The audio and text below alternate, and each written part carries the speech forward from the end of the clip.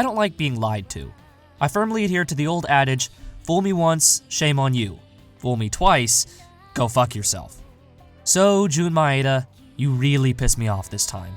You said Charlotte was going to fix the problems of Angel Beats' rushed ending, that it wouldn't rely on conveniences or plot holes, that it would focus on the characters and really develop them. Naturally, I got my hopes up. After all, they had all the right people. They had Key, they had PA Works, hell, they even had the musical stylings of Leah and Marina. Charlotte seemingly had a lot going for it, rapidly approaching Fate levels of hype. Unfortunately, Maeda didn't just fail to deliver on all of his false promises, he flat out lied. Not only did Charlotte repeat the problems of Angel Beats, it made them 100 times worse while straight up copying it in the process in a spectacular fireworks display of disappointment and failure. Yes, today under the scope I take a look at Charlotte, an anime that'll leave you thinking you've seen this before. Probably because you have.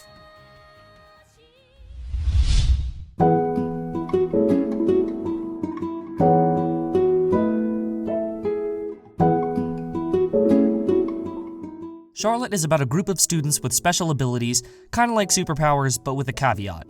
Their powers are very much imperfect. While things may initially appear innocent enough, things quickly take a turn for the dark and crazy. I don't know of any better way to describe Charlotte's story than just an absolute fucking mess.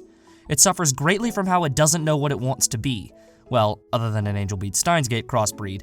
It tries to squeeze so much shit into a 13-episode series, it winds up failing to do any of it properly, instead vomiting out an unbelievably rushed, shoddily glued together clusterfuck of a plot. It's like Jun Maeda had all these grand ideas for a show, but without attempting to make them fit together, jammed them all in as fast as he could. You know those toys with the holes and the shapes? Well, Charlotte is the round hole, and Jun Maeda is the dumbass kid eating paste and trying to cram the square peg into the round hole, even though it clearly won't fit. He even throws a laughably stupid title drop and poorly explained, completely unnecessary explanation for the superpowers in there. When a plot twist comes out of nowhere, the initial shock may be strong, but it's quickly replaced by a hollow feeling. There's no longer any tension. It disconnects you from the story. That's poor writing. It's as if Maeda was just making it up as he went along, throwing shit in without even giving it an ounce of thought as to whether or not it actually made sense. For example, when he needed to invent some way to put X character in a life or death situation, it's like yandere 5th grader was the first thing that came to his mind, and he just said, fuck it, let's go with that. This was supposed to be one of, if not the most shocking scene in the entire show, and you're gonna go with yandere elementary schooler? Just no. The story relies heavily on plot convenience to advance. Whenever it reaches a dead end, something swoops in out of nowhere to save the day, and no, I'm not just talking about the time travel. There are parts where conflicts that could have easily been resolved with superpowers are treated like legitimate threats, and others when previously unheard of superpowers are pulled out of thin air to resolve the actual legitimate conflicts. To this point in time, Charlotte is the worst-paced show I have ever seen. Each of the last 6 episodes or so could have easily been extended to 3 apiece, and the final episode could have been a full 2-core series all by itself. One episode a character dies, and then the next they're back, and then time travel and mafia and Grand Theft Superpower World Tour, and please just stop. To make matters worse, Maeda spends half the show on extraneous episodic misadventures that could have easily been trimmed down. Of the first 5 episodes, only 1 and 3 were really essential to the story. The others served little purpose. He didn't even use this time to develop the characters or make us attached to them. It was just typical generic filler ranging anywhere from baseball games to camping trips. I guess I'll give him some credit for not throwing a beach episode in there too, but only a little. That being said, Charlotte was actually at its best in these moments, and I thought it got off to a very strong start. The story is by no means all bad, as it definitely had its flashes of brilliance. Yes, even in the latter half. If Charlotte hadn't tried to overcomplicate things too much later on and stuck to the formula of its beginning, it could have been something really great. This would have allowed for some real character development and more genuine interaction they desperately needed. There are enough of these moments where I can imagine someone might enjoy this show, however the pacing problems and jarring tonal shift of the second half greatly overshadowed them in my eyes. The drama feels both unearned and hollow because I just couldn't give a damn. They didn't give me any time or any reason to really grow attached to the characters, and as a result, I felt nothing. Outside of a couple good moments, Charlotte did not leave a single morsel of emotional impact on me. Look, Maeda, just because you wheel loud brain-dead moe blobs in front of us doesn't mean we'll automatically feel sympathy for them or get emotionally attached to them because they're sweet or innocent. If I haven't made it abundantly clear by now, let me reiterate. Charlotte is Angel Beats. Same characters, same tragic backstories, same superpowered high school setting, same rushed ending, hell, it even had the same fucking staff. What differentiates Angel Beats, however, is that it had meaning. Angel Beats had problems of its own, most of which courtesy of Jun Maeda, but at the very least, its story had some level of emotional depth with an overall purpose behind it. It was a fairly powerful message about letting go of your regrets and moving on. Charlotte had no such meaning. They seemed to hint at a theme of loss and coping, but never really committed to exploring it, instead eschewing it in favor of the wannabe Steins Gate shit. Charlotte sets out mostly to shock and leave emotional impact, ironically failing to even do that.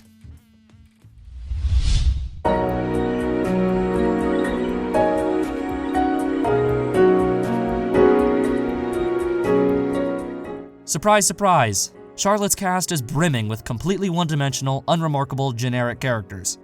I can't see you, so I'll just imagine the look of shock on your face. Yes, Charlotte's cast has enough blah to go around, but before we get to all that, let us first bow our heads in silence as we remember our fallen hero. Otasaka Yu, the interesting one. Born Charlotte Episode 1, died Charlotte Episode 2. We didn't know each other very long, but I could tell it was going to be a great ride. In all seriousness, the intriguing Yu from Episode 1, you know, the asshole that treated everyone like pawns in his master plans, immediately morphed into the generic piece of dragged against his will by insert female protagonist here garbage we've all come to expect. I was initially excited about Yu's character because he was different. He actually presented a chance for legitimate, meaningful character growth. That promise disappeared almost as soon as it showed up, however, instead replaced by a completely disinteresting pile of normal, aka Otanashi from Angel Beats. There was a brief depression arc that again showed a lot of potential for some interesting character depth and growth, but unfortunately this plotline didn't even last one fucking episode. Charlotte's cast in general has this running theme of missed potential. Now herself is an interesting enough character, complete with an eccentric personality and a good sense of humor, giving me some actual laughs. All in all, that was enough to make her my favorite character. However, she does give us one of the worst developed romances I've ever seen. The main couple had as much chemistry as Jesse Pinkman in the 10th grade. You want good character development, look at the other stuff Key's done, where the characters actually grow and begin to show some level of genuine human feeling toward one another. You can't just have other characters point at them arguing and say, "Aw, wouldn't they make a great couple?" Good romance is supposed to be about the build-up, yet after about the 5th time the writers told me they'd make a great pair, the switch flips and all of a sudden the romance is on.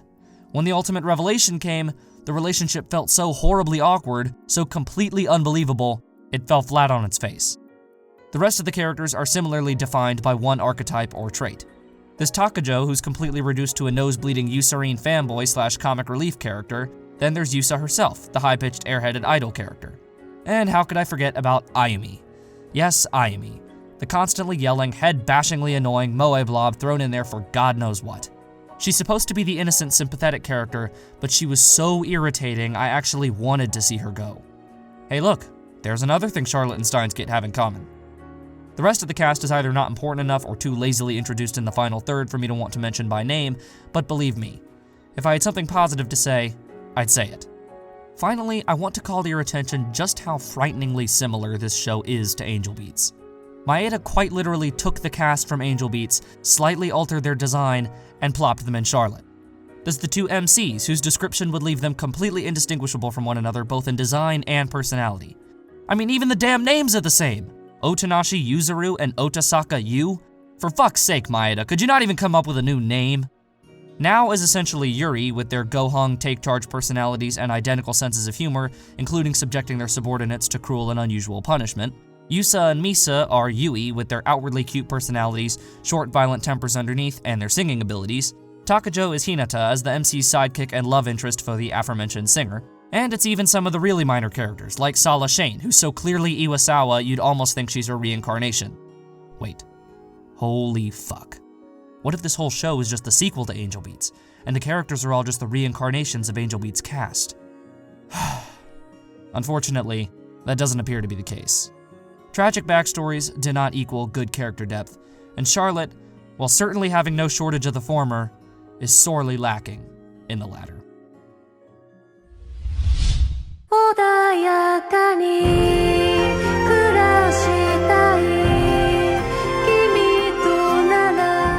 Finally, the positives. Animation-wise, there's no other way to put it than PA Works did a hell of a job. Not only is the quality always top-notch, it's consistent as well. My only slight criticism would be some of the character designs, as they're fairly generic, at least for the males, but that's just nitpicking. When it comes to the animation, PA Works unsurprisingly delivered the goods. Charlotte's sound is the other bright spot. Everything from the OP to the insert songs to the soundtrack itself is all phenomenal. Jun Maeda may have his issues when it comes to writing, but he sure can make a damn good soundtrack. There were several tracks in particular that stood out to me, but what really stole the show were the insert songs. I suppose when you have such a star-studded lineup of singers providing the vocals, this shouldn't come as a surprise. The other themes were fantastic as well. I'm a sucker for a Leah opening, and Bravely You was really great, both in terms of the song and animation. Heck, it probably would have cracked my top 50 if I had seen it before making the list. As much as I liked Bravely You, though, I loved the ending song even more. It was really serene and emotional. It honestly left a bigger impact on me than anything the show did. I really have no complaints about Charlotte's animation and sound, as both are pretty damn spectacular. Still, as great as they were, when animation and sound is all you have going for you, that isn't a good sign.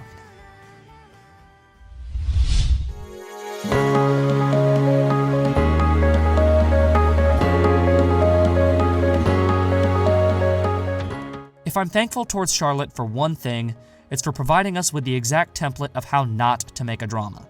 A complete lack of character development, mind-blowingly rushed pacing, no real meaning to speak of, one of the worst developed romances you'll ever see, and an absolute clusterfuck of a plot makes Charlotte, simply put, not good. None of that is even mentioning the fact that it's completely unoriginal, copying Maeda's more successful Angel Beats to a shocking, extremely disappointing level. Charlotte had the staff to be something great. However, their work went for naught as Jun Maeda drove this show right into the ground. I see no reason to watch Charlotte beyond the animation and sound, not when there's 100 other dramas out there that are a million times better, including Angel Beats, which despite some major problems of its own, actually manages to do the one thing drama is supposed to do above all else: make you feel. Perhaps that's the biggest sin Charlotte commits. It didn't make me feel. So with that, I unsurprisingly award Charlotte an approval rating of pass, and an overall score of 2.5 Moe Blobs out of 5, mostly thanks to the aforementioned animation and sound, as well as occasional good moments early on. However, for straight up lying to us all, I have no choice but to enforce an automatic 1-point deduction on Jun Maeda for personally insulting me, bringing the overall score down to 1.5 Moe Blobs out of 5. Which means, for the first time ever on Under the Scope Reviews, I graciously award Charlotte the ultimate disapproval rating of burn. Congratulations, Jun Maeda and Charlotte. This is truly a momentous occasion. Now, these are probably the two easiest recommendations I'll ever have to make, seeing as how Charlotte tries so hard to be both of these shows, but if you're looking for something similar to it, obviously watch Angel Beats if you haven't already. Angel Beats basically does the same thing Charlotte tries to do, only much better. Also check out Steins Gate for a time travel anime done right, and a great story in general. I'm surprised I haven't had the chance to recommend it already. And that's all for me. For an explanation of the rating system, look in the description. If you're feeling particularly generous and want to help me make better content, please consider checking out my Patreon page. Any help goes a long way. Please subscribe if you enjoyed the video, and feel free to follow me on Twitter at UTS Reviews. As always, thanks for watching. See you next time.